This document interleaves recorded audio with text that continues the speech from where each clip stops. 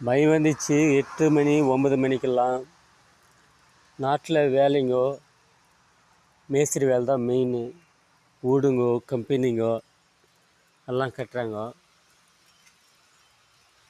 இந்த மாதிரி மழை பெஞ்சா கூலிக்கு போகிறவங்கெல்லாம் கூலிக்கு போகல, ஏதோ துட்டுக்கிறீங்கன்னா சமாளிக்கிறாங்க. ஒரு நாள் போகலன்னா கொஞ்சம் பேருக்கு ரொம்ப கஷ்டம் ஆகும். அதெல்லாம் இன்றைக்கி கொஞ்சம் பேர் மையன்னு போகல வேலைக்கு. எவ்வளோ கஷ்டமாகும் பாருங்கள். அதுக்கு தான் மனுஷன் ஒரு